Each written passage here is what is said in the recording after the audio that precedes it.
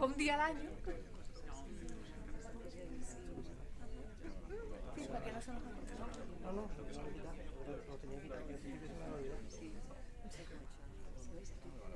cuando dice una palabra.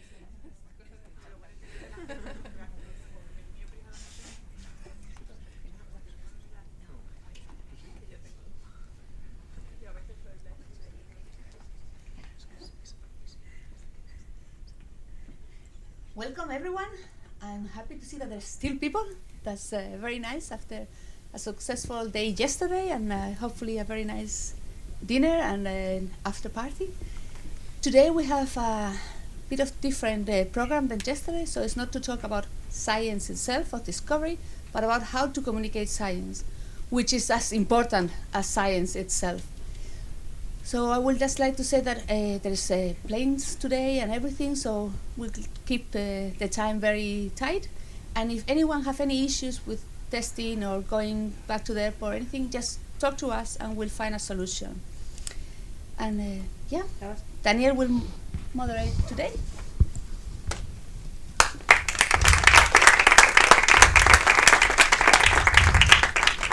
Okay.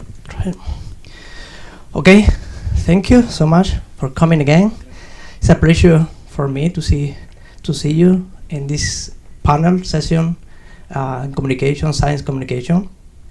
My name is Daniel Gómez Cabello. I'm a molecular biologist working in DNA repair in cancer.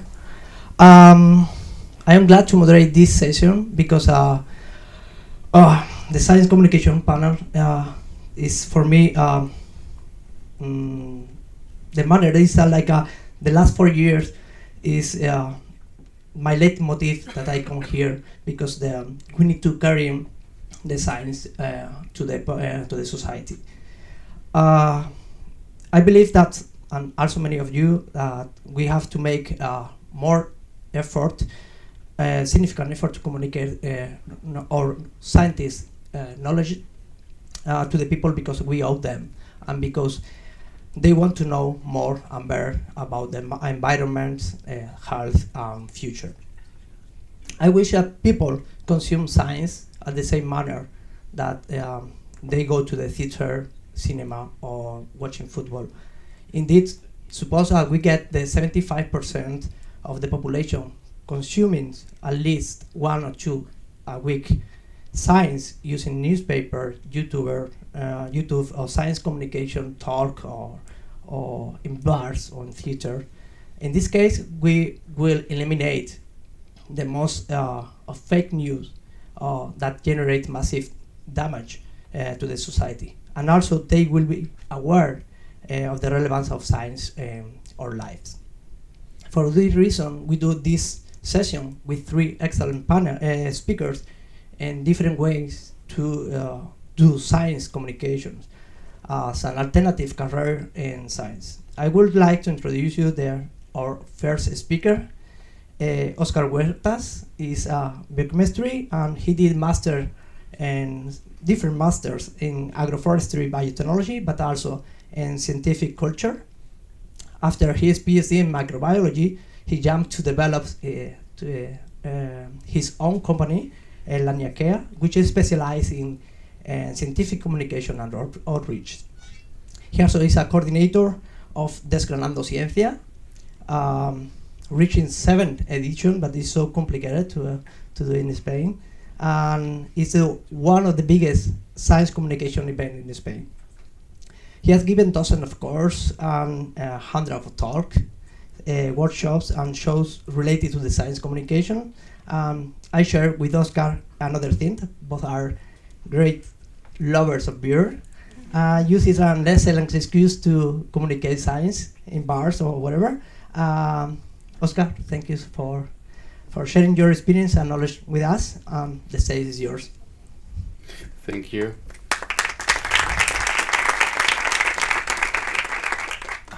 Sorry.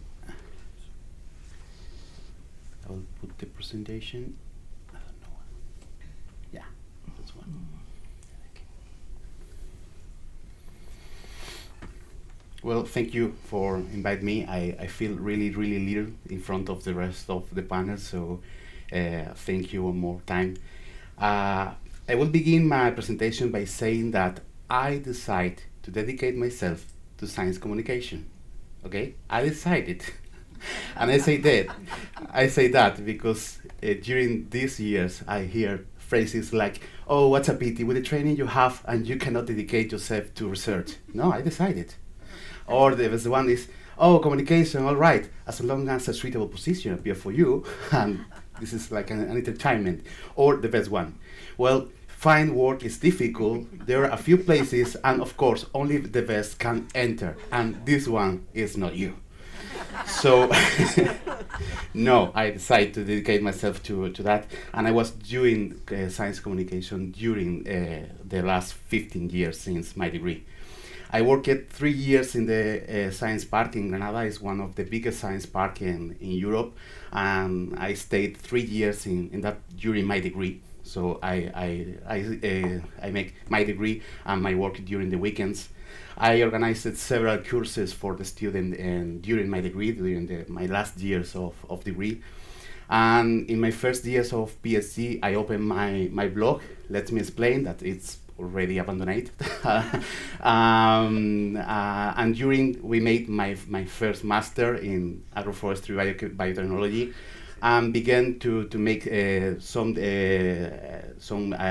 collaboration with associations as Hablando de Ciencia.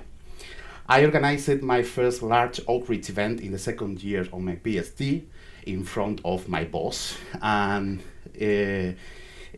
by the way, we are going to the 7th edition in the next 2 weeks. So we are very, very happy. And before reading my thesis, I opened my own scientific communication company. So I am very happy to work in science communication. So believe me, it was very clear for me. It was during my PhD when I clearly saw that we need a lot of professionals of science communication, not only the journalists in science, that is very important, but people with the training of a scientist working totally in the time in science communication. My professional profile is not such a scientific communicator with its also, but I rather specialize it in project coordination, in event organization, and in communication advice. At this point, and after the pandemic, and in this forum, I will not put on the table the importance of science communication. You well know, and I will not talk about it. But you know, the work of a scientist is very, very difficult. You ought to spend a lot of time in draw conclusion, to ask for funding, studying, train colleagues, transfer your knowledge, publish, learn a new techniques to make a transference to the enterprise, and in all the magnum of obligation. In addition, you ought to take time to tell the science to the population. So take the time to prepare a conference or a workshop. It's difficult, I know, but it is more complicated if it's possible to create a space where transmitting this information, to open a blog and maintain it, to open a podcast, a television show, organize an attractive events where the people want to come to. It is very difficult to organize a congress event, to mount an exhibition, or make documentaries, or write books. And we are no longer talking about create a different and innovative and attractive format that the people want to come, that the people want to consume as culture. I think that scientific communication should be a structural part of the work of a scientist. I believe in that. No one doubts about the tremendous importance of the informatics in a research center. But nowadays we find a lot of research centers that have no units of culture, or have no units of communication, or have a unit of communication for me by that. A unit, one person, one person for the whole university. I saw laboratories that put the latest technician who come to the laboratory and put it for the front font of the social network, or they make the administrative staff to actualize the website. That's not the manner. This is not a plan of communication. I don't think the scientists should spend a lot of time in making science communication because you have a lot of things to do. You have to write papers, you have to investigate, you have to find funds, you have to look for the next contract, and I think you don't ought to spend a lot of time on that. But I believe that all research projects must be communicated. I think that there must be an infrastructure in the center that allows the results to be communicated in a simple way, in a well-oiled way, that doesn't involve an over effort for the researchers. All the projects will have, and in fact they have it, a percent of the funds to dedicate to communication, not only in the papers in a scientific language, but to make the communication to all the population. This sometimes means to co-financing this center, this area. But other times it implies to hearing a person to be in charge of the communication of the project, even in the most large projects that take several years. It is possible that the hearing person may not know how to do everything, or it's possible that the scientific culture of the center do not reach everything because there are many projects and many researchers. And that's where specialized communication companies come in. And who says companies has specialists or freelancers or From the beginning, I realized that there's many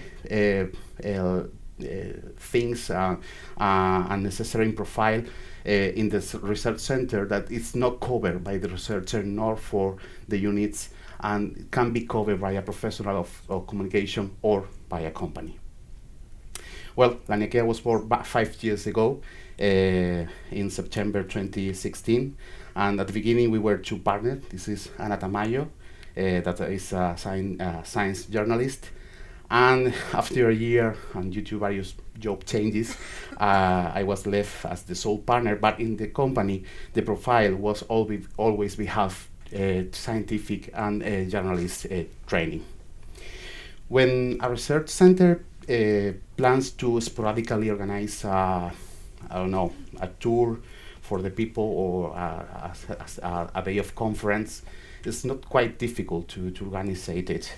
But when you want to be a little more ambitious and you want to make an annual visit plan, or you prepare various events throughout the year, or you want to have a communication strategy where all the researchers and all the groups can participate, things get complicated.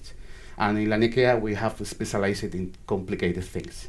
So although we work in European projects with partners from several countries, and we have many clients throughout Spain, our headquarters and our main projects are in Granada, in the south of Spain. And now we are going to talk about only 3 of the projects we have carried out.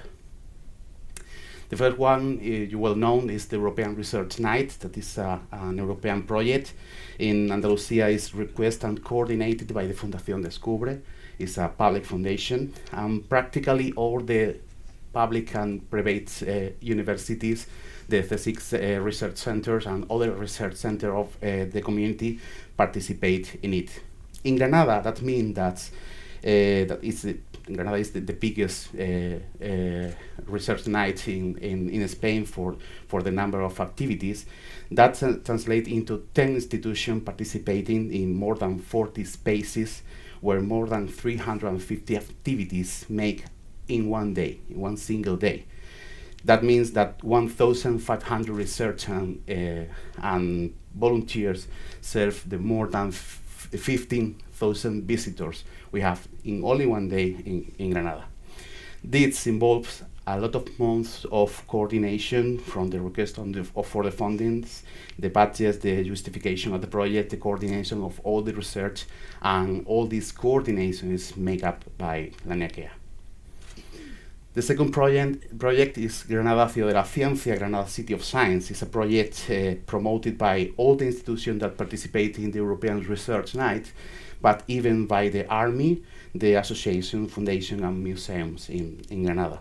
It is a municipal project that want to take out to the street the science that is made in the Granada research centers. And with this project, we we have the opportunity to make things like make advertising in the metro and the bus stops. This is our researchers in the metro, and it's like a concert. It's like a footballist. I don't know. There's the stars of the science, and we make during 1 year all the days publicity of our science in the bus and metro stops. We make messages to put on the floor of the main street of Granada, just in the Christmas time when the people come to the street and can read all the messages. We make a lot of cycles of conference in bars, in singular places. We make a high-end video game that was put in a building, and you can play with Sofia. That is our girl of science in Granada. And you can play in a big format in the center of Granada. We make an application to make a walk for the science of Granada and the different research center. And we have a website where we have a lot of contents, interviews, calendar of activities, etc. And the last one is the communication from the Health Technology Park. 2 years ago, we obtained the concession to carry the communication of the Granada Health Park, Technology Park. That is a unique place where the research, healthcare, training, and companies of the health, bio, and artificial intelligence sector converge. When we arrived, the communication was null. I don't know. There was no communication. They have no. The web page was very old, and they have no social networks. They have no networks events to talk each other. They have no plan of communications. There was nothing. So we create the communication plan in a short, medium, and long term. We update the web, we create the social network, and we started the strategy of Granada Salud, just to build a hub of innovation in health, bio, and artificial intelligence in the south of Spain. We started the Granada Salud strategy, and we built a lot of events just to allow the networking of the people between the researchers, the teachers, the health worker, and the entrepreneurs. And just when we finished the first part of this plan, COVID arrived.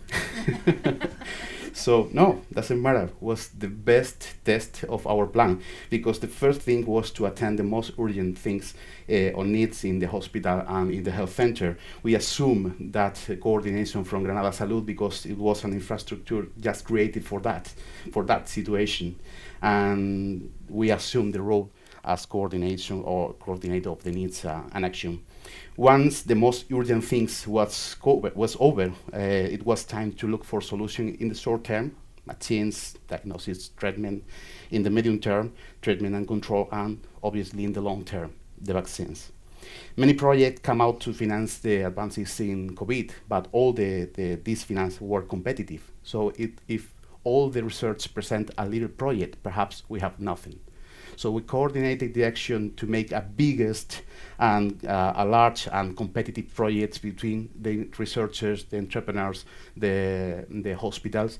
We obtained 16 projects that we request all these projects, and that means funds of more than 10 million euros that come to Granada, that been transformed into several clinical trials, faster and more sensitive tests, diagnosis based on artificial intelligence. We made studies of the co-infection of malaria and COVID. We make studies of COVID in the wastewater, the diagnosis of with artificial intelligence with the X-ray. We make a lot of projects that some of this research will have future application, but some other have already worked. So these have been only just 3 examples, perhaps the more extensive in terms of time and budgets, but of the many projects we carry out. I believe that scientific communication, it is possible. It is a possible field of work, and I think it's expanding at this moment. But beware, because it requires training, experience, specific knowledge, and a lot of work. It is a very rewarding and beautiful job, but it can be ruined in any time. Look at the fake news during the pandemic. That doesn't help, nor does it help some groups such as Doctor for the Truth or the false skeptic that have questioned the work of the entire scientific community. Society needs to improve the critical capacity in general and the scientific knowledge in particular, since we are already in that technified society that Carl Sagan spoke of, in which the knowledge of how science works is very useful for the people to know. We have a very big challenges for the future. We have many communication challenges ahead, and I think we ought to learn how to do that communication.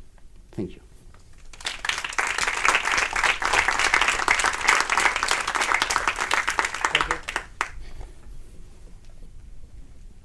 Thank you so much, Oscar.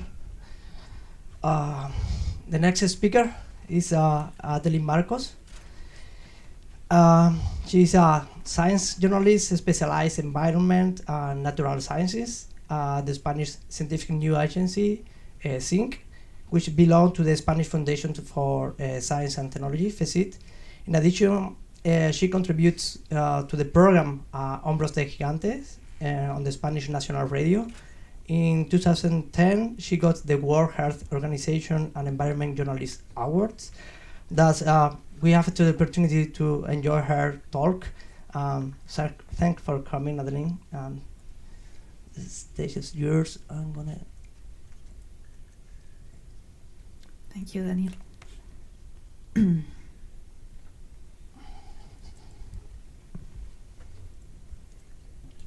Okay, so thank you for having me. I'm very happy to be in a rainy Copenhagen. The last time I was here was in 2009, covering the climate summit, and it was a snowy Copenhagen. So I hope one day I will see the sun here. So anyway, I'm Madeline Marcos. I'm a science journalist, and I work for the Spanish Scientific News Agency, which is a public agency which belongs to the Ministry of Science. And actually, I work with a group of journalists, and our aim is to communicate science to the public through the media. So actually, every time we publish an article, it's going to be spread into the national media, but also to the international media, so everywhere. So I want to start with this image of a hadrosaur, duck-billed dinosaur which lived 70 million years ago. So maybe you can't notice something wrong in this animal, but actually if you look at his foot, he has a disease, it's a tumor, and actually he has also tail fractures that you will see in the next animation that I will give you, but I will explain it to you. So, as we are in a Cinemateket, I think it will be interesting to show you this animation.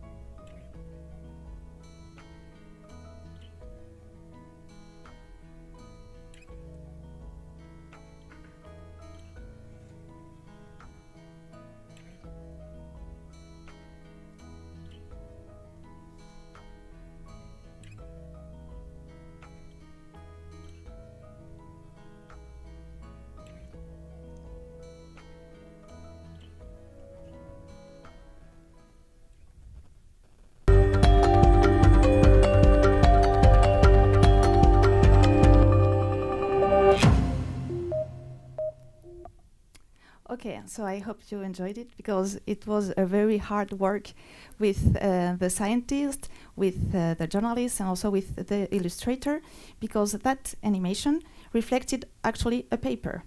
And what we found at the beginning, when we select the paper, we had these images. So as you can see, they are not very attractive because they are fossils, and those fossils belong to that dinosaur. We also had this one, and also the paper. So these three images that I showed you are the result, are the base of what we did with this animation and with this piece of news.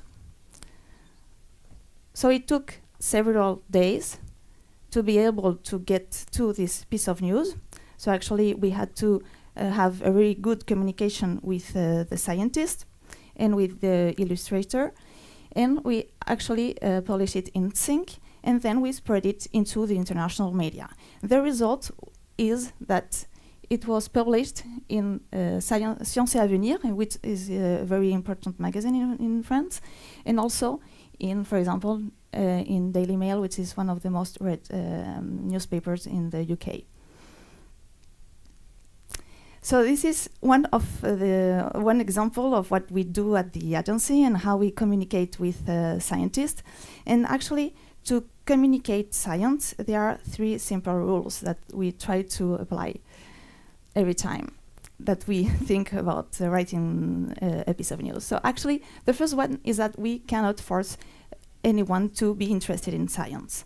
Actually, as Tim Radford said, the science editor of Guardian newspaper, is that we are not writing for other scientists, we're not writing for the editor or even for our old teacher, not even for our mother.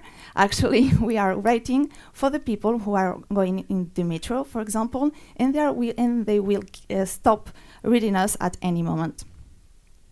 So we have to actually know before writing for who we are writing.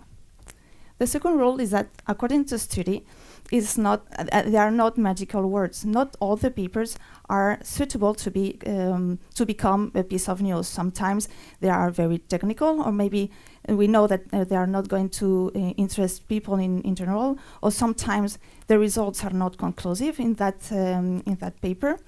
So actually, as journalists, we have to be reliable, and we have the responsibility to choose the science that we go to the public.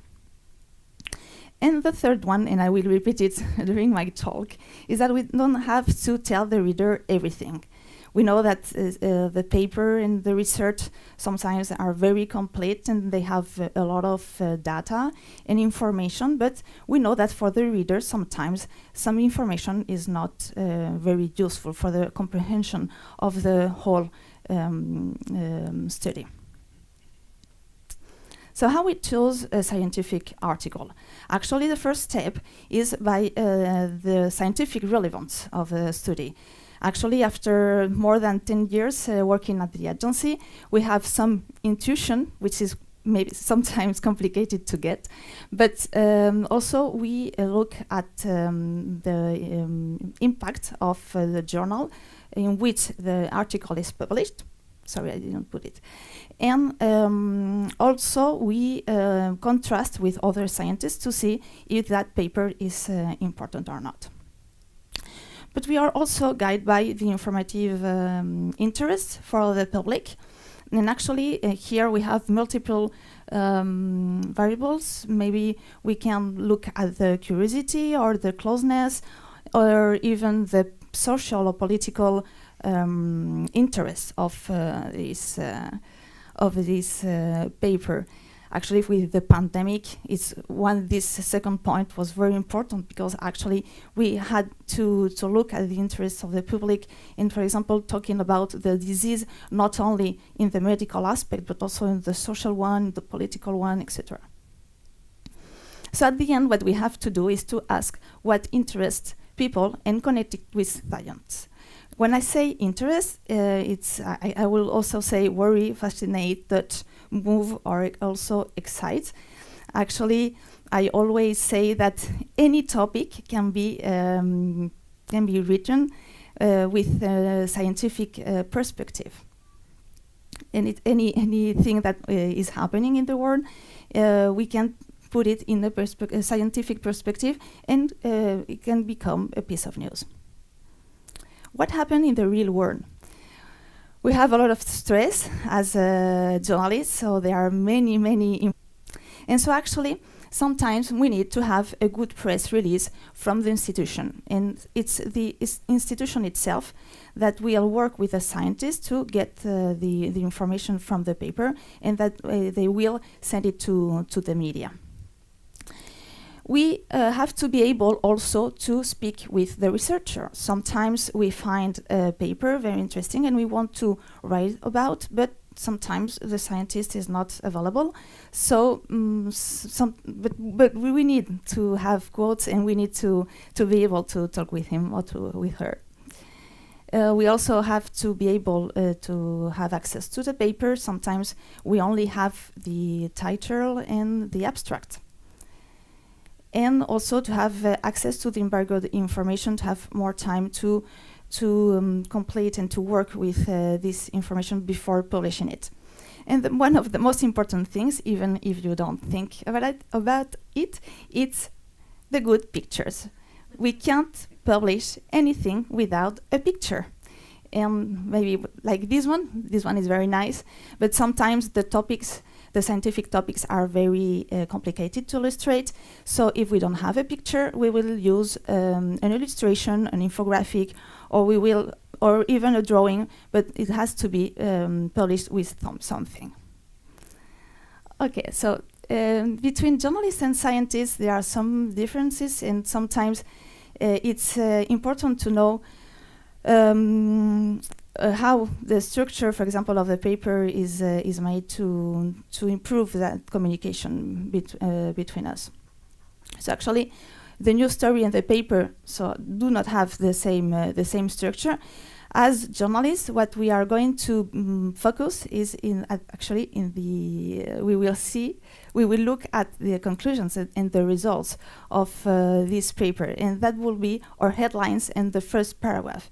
Actually, it's like the contrary. Actually, when I take a paper, the first thing that I do is to go to the conclusions and the results to see what will be my headline, even if the headline is one of the most complicated things, parts of a piece of news. Internet has, even if we can't imagine it, has word limits. So actually, we have to know that we are limited in space, even for journalists. And in that space, we will concentrate and condense all the information that we want to write about. As I told you, the headline in the journalistic world is very important, because it's like the entrance of the piece of news, and it will pique the interest of the readers. On the contrary, when you take a paper, the title sometimes is not very attractive, even if I think nowadays it's changing, and the scientists are playing with their titles, and sometimes they are quite attractive. And even I look at the titles in order to have some guidance, or to have some reference, and to have at the end the headline. As I told you before, journalists, we need quotes. And when I said that we need quotes, is that we need the scientists to talk with their own words. Sometimes when I read them and I contact them, they say, okay, I send you the abstract, but what I need is to explain their research with their own words. And that's what I'm going to put in the article. Only part of the research will be emphasized, not all. There are some parts, like the methods or some analyses, that are not useful for the reader, and we have to take that in account. No one can force the scientists to talk about their work, but when I find a paper, interesting paper for our readers, we need to be able to write about it, even if the scientists don't want to participate. And actually, at the end, when we check facts, there are several ways in the journalism and science. So again, we don't have to tell everything, or we will bore not only the scientists to the journalists, but also to the journalists, from the journalist to the reader. Because actually there's a problem, is that the public has the right not to read, but we don't have the right to scare them away. And I will put you a very clear example. In a battle or a confrontation between media and scientists with the headline, which is, as I told you, one of the most important parts. Oh, sorry.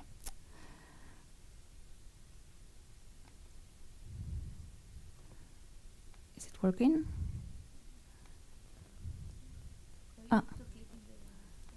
Here. No, I cannot play. Okay. So actually it was the media proposed a headline and the scientist was correcting it. And at the end it was like a paragraph as a headline. And actually the media, the journalist erased everything. It put the shortest headline that it could exist at the end. So sorry not to be able to show you that. So sometimes when we have doubt about how important is a science outreach from the scientist, we have to show them that even if sometimes they say that it's not their priority and that it's a waste of time and they don't have time to communicate the science, actually there is an example. For example, this one is an article that we published. And after the publication of the article, as you can see, this paper had more impact among the scientific community than it had before the publication in the media. So at the end, I think we will manage, as I show you this image of the black hole, we will manage to have the science in the front page of all the papers of the world at the same time. So I hope one day, if we improve the communication between scientists and journalists, we will have not only these flashy and remarkable discoveries in the front page, but regular science. And I think we will only be able to have it if we improve this communication and we know how to tell and communicate science through the media to the public, because at the end, the more informed is the society, the more support science will have. Thank you very much.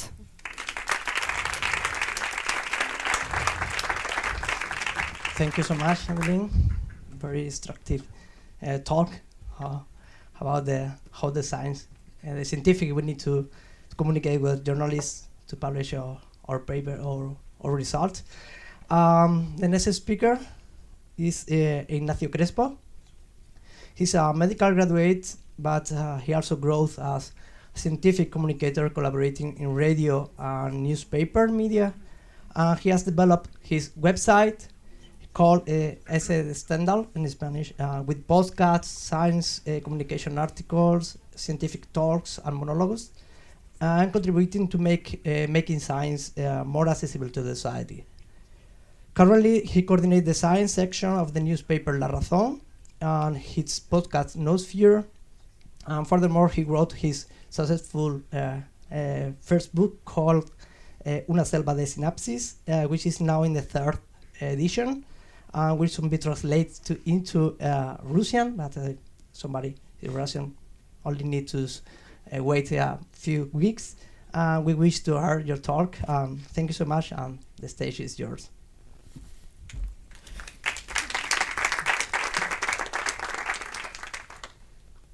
Just one moment. We are going to put the presentation. Okay. First of all, I'm very grateful of being here and can speak a little bit about my profession. But I have a problem because I have to talk about myself, not just my profession. When we talk about science dissemination, we are not talking about one career, one way of doing it. We are talking about an incredible amount of different paths that you can follow. You can do podcast, you can do radio, that's quite different. You can write articles, you can write a book, you can give speeches, or maybe stand-up comedy that can be fused with science. So I can't give you tips to do all those things. The only thing that I could say here today is that you should do two things that I think that are quite important and quite fundamental for the science dissemination. First of all, if you want to dedicate yourself to this, you should accept everything at the first. Everything. Even though you think you won't like it, or you are afraid because you have never done some of those things, you have never go to a radio, you have never done a video, whatever, you should accept it. Because of two reasons. The first one, you will be trained by that way to do it better. And the other one is that science dissemination, at least in Spain, is not a well-structured way of living. So you will need each euro, each little amount of money that you need, that you can find to be alive. So you have to be an omnivorous. It's like that way. So as I have to talk about myself, the first thing is to start by the beginning. The beginning could be this, also dinosaurs as the last one, but not the beginning of the Mesozoic. It's the beginning of my interest in science. As a little kid, I was amazed by dinosaurs, but it was not as any other kid. I was really obsessed. When I have read all the books that I have at home about dinosaurs, I need more, so I asked my parents a dictionary of Greek and a dictionary of Latin to translate each name of dinosaurs that I could find. So I wanted to extract all the information. But I had a problem. Knowing things was not just what I wanted. I wanted to share it with other people. But other people didn't want to listen to me. And that was a struggle for me. I needed to share. It was half of the part of the amusement that I could find in science, to share it with other people. Because you like it a lot. It's what Carl Sagan said about when you're in love, you want to tell everybody. So when you're in love with science, you want to tell everybody that thing. But the problem is that as anyone wanted to listen to me, I had to find other ways of to read science and to fill that void. So I read a lot. I did the degree in medicine, and I didn't found a community that wanted to listen already. So I had a really great problem in that way. But I found then, in the last year of my degree, that's an initiative of the FECIT.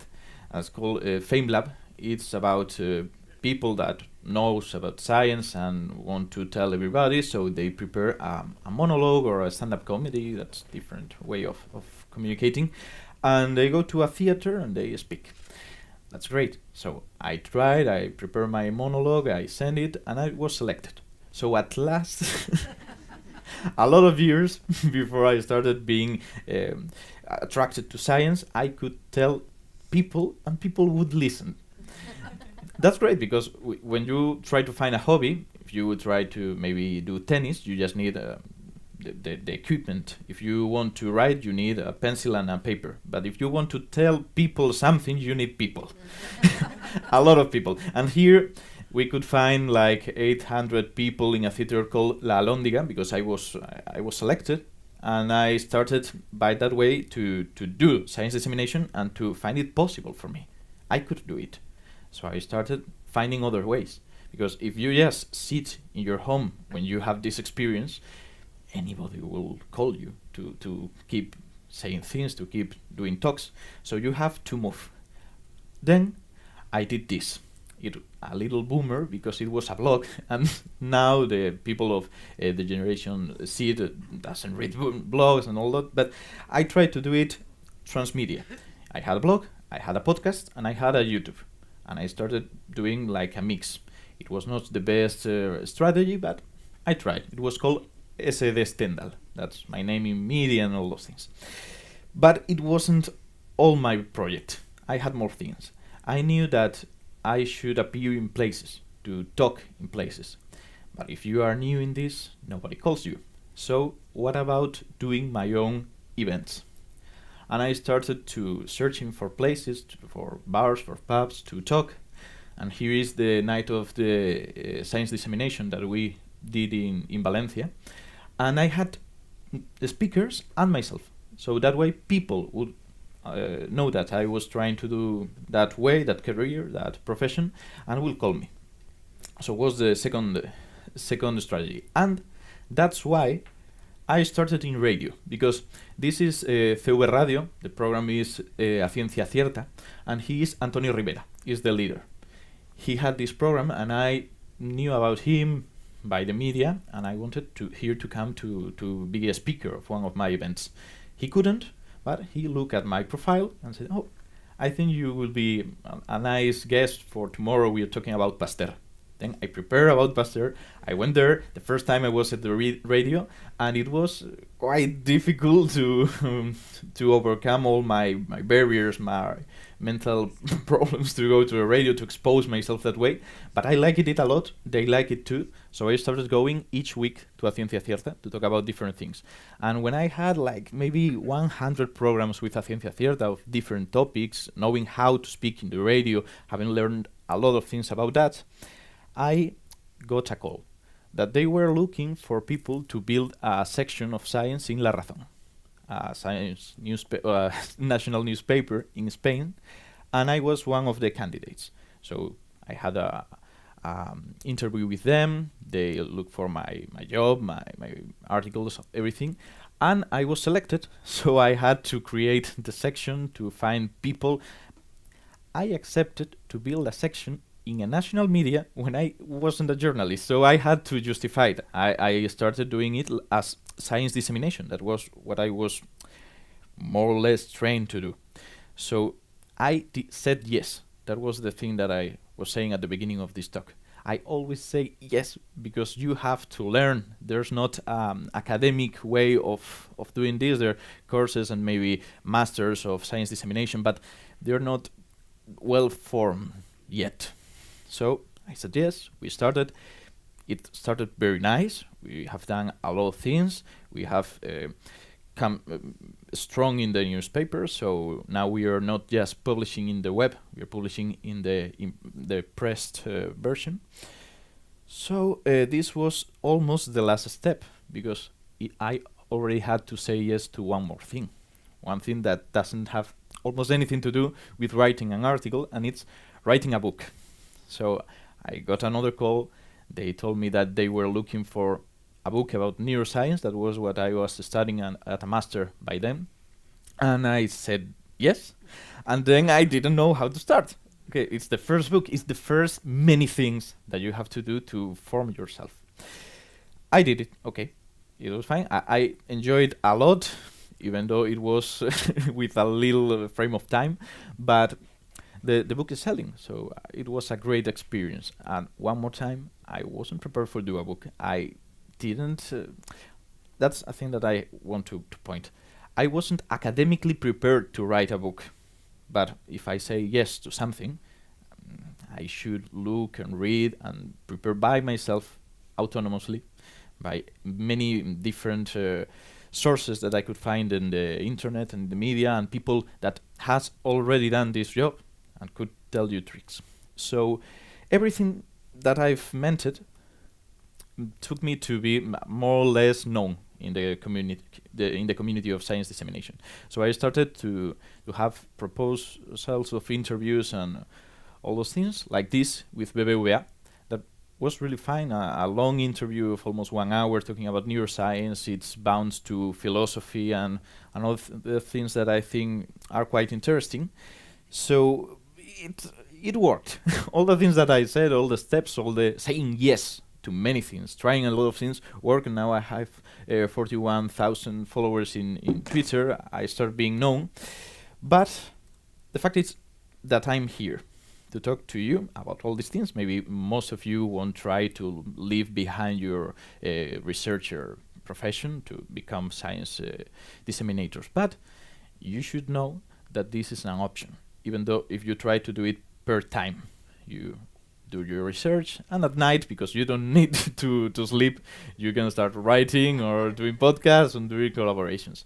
And the final part, the conclusion is that you should switch off the fear, because we all have fear to the media, but it's a temporal fear.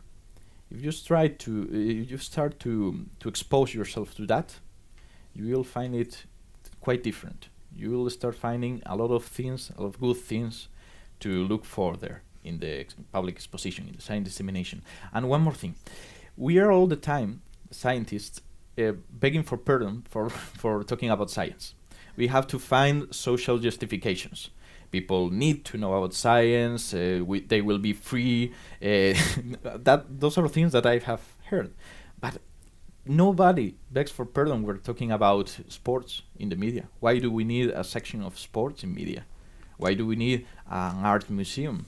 Why do we need, I don't know, maybe a concert? Nobody asks for justifications for that, because they understand that's culture, and science is culture too.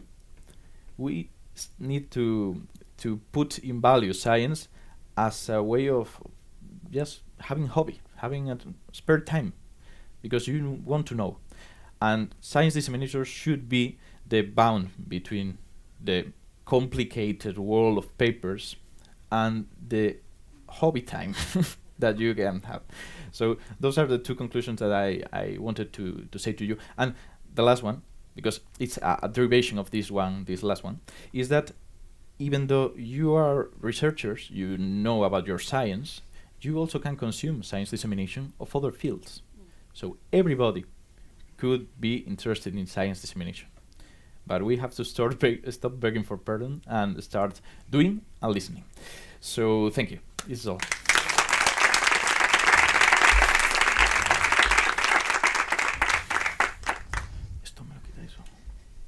Thank you so much, Ignacio. Now is your time to make questions for the speaker. Please sit in the center. Yes. Yeah. If you have any question, please wait for the microphone. Now we change. Sorry.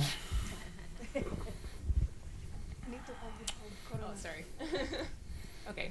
Well, thank you, all of you, for very interesting presentations. I think what you do is very important, and I'm very passionate about science communication myself, even though usually it's seen as something that you shouldn't be spending your time on. But I think it's definitely something that we should be doing. My question is more, or rather a comment, related to the audience. We've been talking about the audience, right? And we were talking about science dissemination in newspapers or in sort of more traditional channels. But I think we have to be also real in the context of younger generations. Most people get their media through Instagram, even TikTok, and I myself am recruiting participants for my studies through Instagram and videos in Instagram. And I was wondering how you see this, how to sort of approach that in a time where most people are getting actually a lot of fake media, or a lot of fake news in the media through these kind of places, right? I think one of the craziest things I've read in Instagram is something like, the placebo effect is scientific proof that you can cure yourself. And these are things that are happening, and this is really what, my generation and younger people are sort of listening to. So it was just a comment to see what you think about that. I think you ought to lose your fear. We ought to make communication science in all the media we can, in the theater. You can sing, you can, I don't know, you can write a book, not only about science, but with the science as part of the history. I don't know. I think no one question if you ought to put a love story in a book or in a song. So we ought to make the same with science, I think. I think that there's a lot of science disseminators that work in TikTok and in YouTube and all that stuff, and that's a good content that we can find in any media. If it's traditional media, we can find it. If it's new media, we can find it also. But we have to remember something, that the false information that we could find in Instagram or in TikTok, it's also in the traditional media sometimes. bad articles, and some articles talking about placebo as a magic way of healing. So that's not the change, I think. We are not going to, because of this media, to a more problematic way of giving information. But there's something that I think it's important about this, that's TikTok and YouTube have their problems. They are not a substitution of the traditional media. Many people thought that television would kill the radio. Okay, so radio is now in a very well placed, maybe not just right now, because with the coronavirus we had a lot of problems about funding and all that, but many people hear radio thanks to podcast, thanks to the repost, the atemporal way of hearing radio. So it's quite alive, and it would happen the same with the blogs, with the papers, with everything that's written, and won't be just overcome by the Twitch and by the all that new stuff. And I think it's important to say it, because we will have to understand the different layers of science communication and how they complement. You can start with the new generations through the TikTok, and maybe they want more, because 1 minute or 3 minutes are not enough to understand a thing, and they have become quite interested in maybe black holes. So they start searching, they find an article of Francis Villatoro, and they read it from first to the end. Maybe they understand that they don't understand what the article says, but then they will keep searching. So it's important to understand that different layers. Yeah, I wanted to add that the information is the same on the social media and the one that you are going to read in the newspaper, but the formats are different, and we have to work with that, because what is something that we said yesterday is that people are stopping reading, and I think it's quite important to promote and to try to especially young people to read. And there is also a lack of media education, to tell it in a wide way. It's not only a scientific problem with the science information, it's also with the media. We have started last year with the agency and the Science Foundation in Spain to work in a program in the schools to fight against fake news. And actually, we go to the schools, and we are trying to show them how media work and how to differentiate and to compare the right information and the fake news. And actually, when you start your talk, sometimes they don't even know to tell you one name of a newspaper. So it is quite alarming, and I think we have to change a lot of things. And it's right that we have to start with young people, but with trying maybe with images, with video, animations, and trying to take them to the information in other ways. Other question? Hi. I mean, it's going to be similar, but I think we all here have a friend, an uncle, someone close to you that will send you an article saying, hey, I don't know, the vaccine is going to introduce you a microchip, and then they will control you through 5G, right? So how can we communicate? How can we reach that people? How can we, probably we will not convince them, but I feel extremely frustrated usually, and I feel like I want to reach you, but I don't know how. If you are confident, you can push it. Yeah, it's our daily fight. It's even for us when we write an article, we try to be very based on science and on the evidence. And only with that, it's the way to with the right information, with the accurate information, it's the only way to fight against fake news and all the things that we have read and heard during the pandemic. I think it's like, put it in the balance that more instead of saying okay you're wrong, we have to fight with more accurate information. I think that there's no magical way of approaching that. But even though sometimes we seem confident with the tactics that we follow in science dissemination, but we don't know if they work. We have to understand that there are two main kind of people that say that kind of things and send that kind of articles. One of them doesn't trust in science, but because they haven't read a lot of things, or they haven't understood the problem or the methods. But there are other people that are the ones that are more louder. You can find in the media, in the new media, and those are the ones that don't want to be convinced by science. That's the problem. So you're asking, in a way, how could we convince the people that doesn't want to be convinced? And we can't. We just can't. But as science disseminators, we can just give rigorous information, a lot of data that maybe people from the environment, familiars, can understand. And when in Christmas they are around the table talking about weird stuff, one of them, the one that has read all those information, could counter-informate. Could informate, could sync the bad information, but that way, the ones that are around the table and are not informated, doesn't know what to think about, haven't read about the methodology, could have another point of view, and those are the ones that we have to convince, the ones that are doubtful. Yeah. Sometimes it's useful to stress on where did you find that information, and this is confidence. This is a WhatsApp message.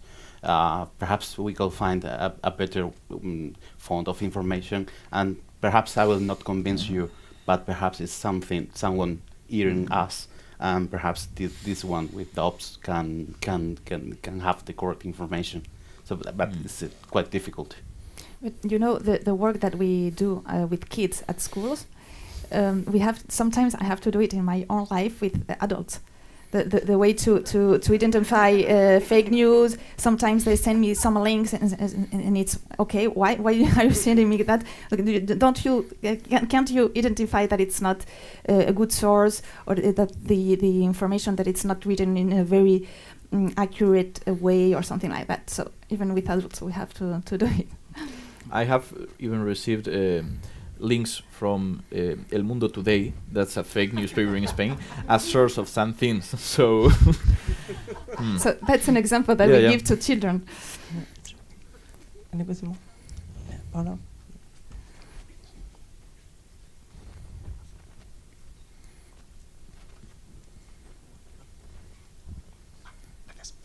Yes, I am based in Stockholm, in Sweden, and as you may know, when it comes to the COVID-19 situation, the approach in Sweden has been perhaps a bit unscientific, and in a way, the media have been accomplices of the government, maybe not given the right forum for scientific discussion.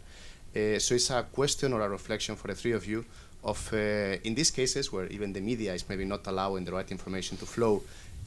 What should one do as a scientist? I mean, there is alternative Twitter, YouTube. There are other sources of communicating. Perhaps as scientists, we have a moral duty of doing something about it. But I'm very interested in your thoughts about this. I will answer from the science dissemination point of view. It's not the press point of view. But some science disseminators have messed two things.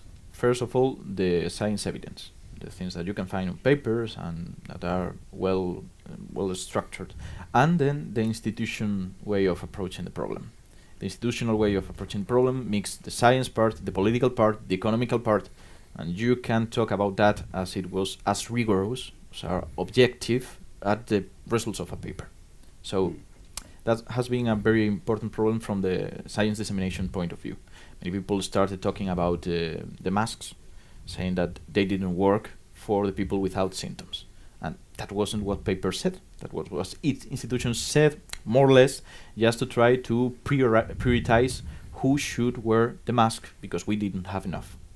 That's a mix that was very confusing. So maybe the researchers should have more weight in the new media, in the Twitter and all those things, and join to the conversations, the debates, all the things that appear there with the science disseminators. Maybe sometimes to to shout at us and to say, "Hey, you're doing it wrong. This is not science." But I'm sure in Sweden there were scientific media or more specialized or not. It hasn't. Unfortunately, they haven't received the right context to share this. Thank you. To share that point of view. So Yeah, it has become very political, and I mean it can be said. I think many people from Sweden here know that the people who have been very vocal scientifically against the official version, they have received quite a harsh response from the media. This is not a scientific problem. It's a public problem. It's a political problem. My question is, as scientists and our duty of disseminating science in a situation of global emergency, let's say, what can we do, basically? Yeah, you have to stay in the media.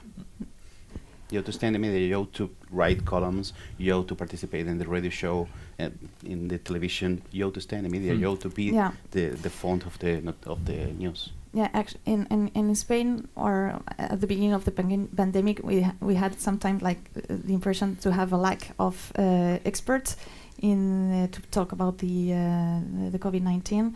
And if you have the evidence and if you are working on that, I think it's important to be present and to try to show you more in that what you are going to say. It's going to be important for the public. In Spain, we've seen many people that have organized themselves through associations for speaking the wrong part, the myths, the bollocks, and maybe we lack of the counterpart, part of science researchers that start organizing themselves just to speak about this theme.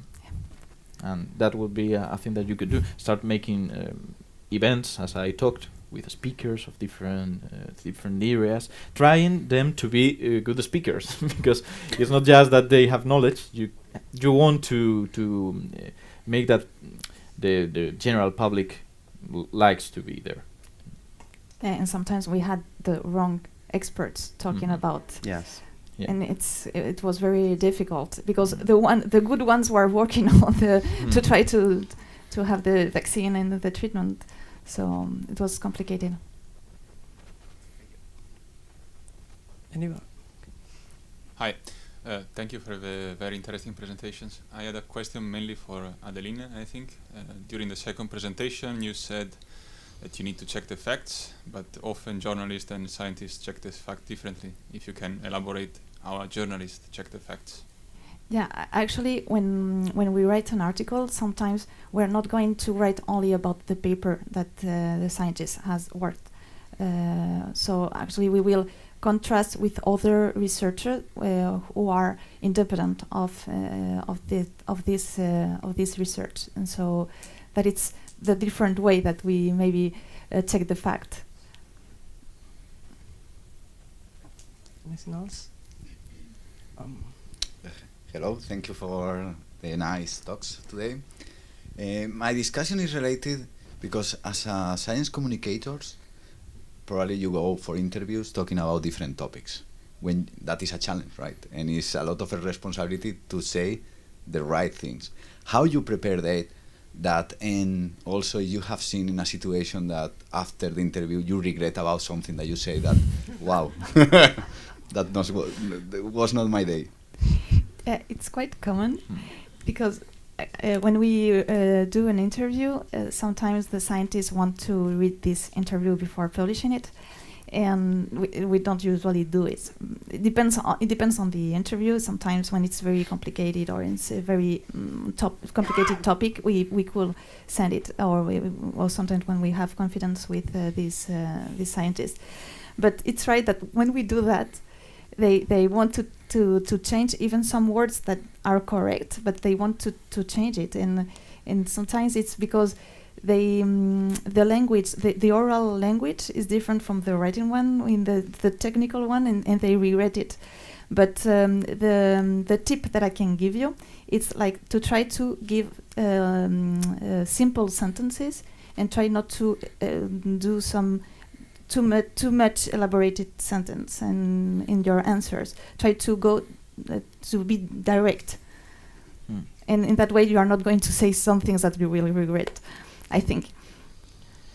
I will say that you always regret something you've said, but maybe not plainly. It's not I've said something completely wrong, but maybe I have expressed it in not the optimus way. And okay, that's fine.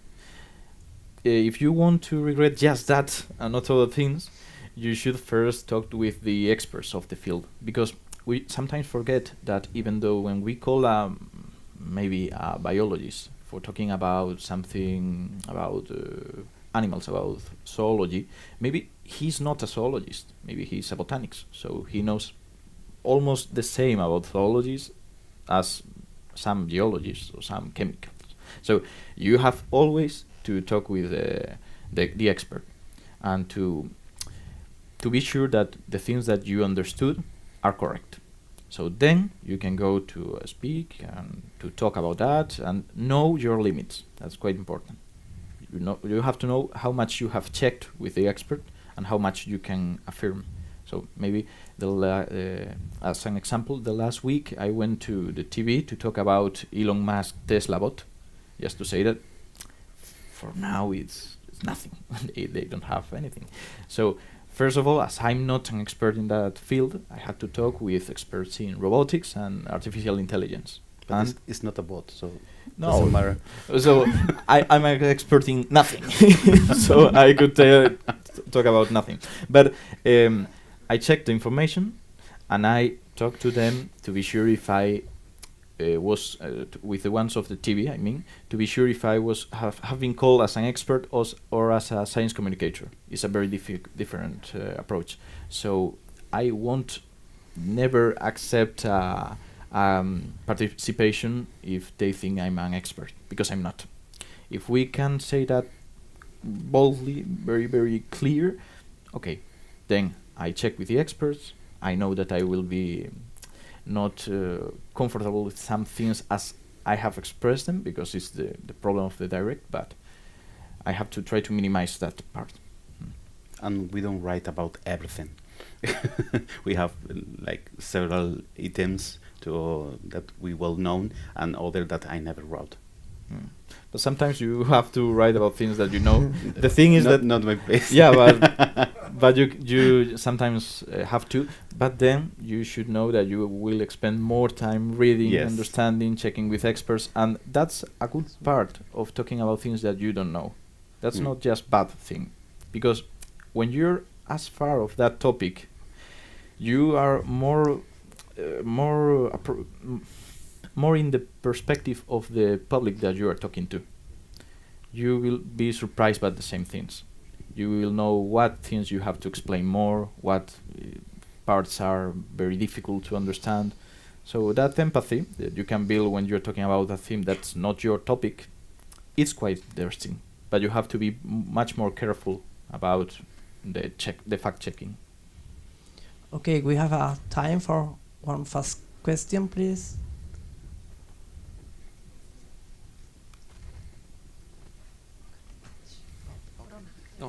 Okay, yeah, thank you to the speakers about the presentations, and also this debate is quite important as our work is paid by taxpayers, and we have it's our duty to bring it back to the people. And I think also that, as you said, also we agree. I think that science is future, because we are in a society of knowledge and so on. So my question is that what else we can do not to get cuts when a crisis comes along, and make this common understanding that when people or when politicians have to decide between something and something else, it's not science or education that would be cut instead of something else. What else we can do? Because cutting education and cutting science will actually reduce the future possibilities for young people. So what we can do as scientists, journalists that are working with science in this area? We have to be critical. We have to be to say that if we don't like something, we can say why we don't like it. I mean, yesterday we heard that we researchers say that we should found better the science, but what do we could? And the examples were education and public health. That was what we heard here, and there are other options. We can talk about military funding. We can talk about how the funding distributes between the people that are in the power. And it's a false dichotomy to say it as we have heard it and as many people say it. So as science communicators, we should understand that and talk about that, at least in science dissemination, in our articles, in our papers, in our podcasts, and all that media that we could try to use. But I think it's not only a scientific or journalistic task; it's also a citizen one. I think the first step is to know how to vote well. I think that will help, because sometimes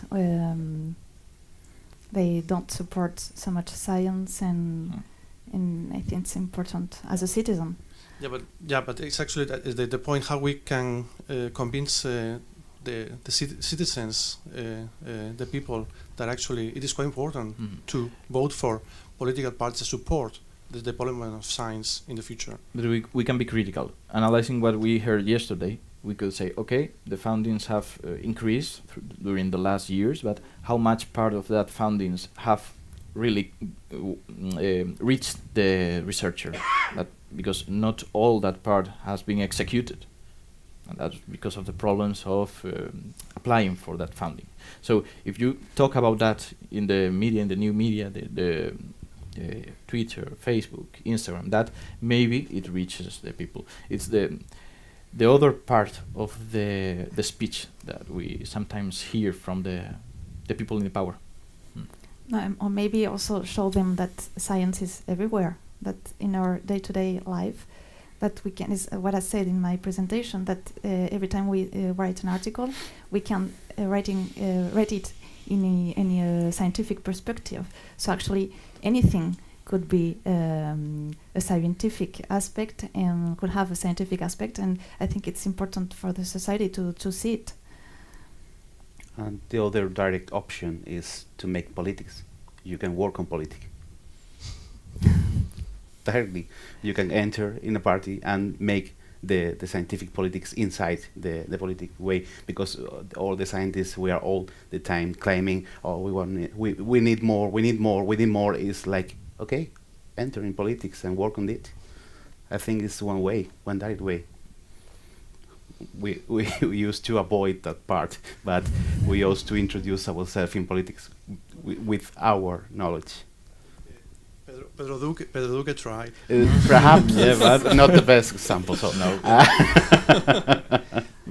Maybe the other way to do it is to be scientific and football player, and then you can write a Twitter and you have 1,000 of likes. Maybe it's a good point. Try to do that. Okay, thank you so much for your question and also for the speaker. Paula now is coming to close the event. So now we have again the workshops. So it will be similar workshops to yesterday. You have signed up already. So Belen will stay here, and then Juliana and Oscar will be outside.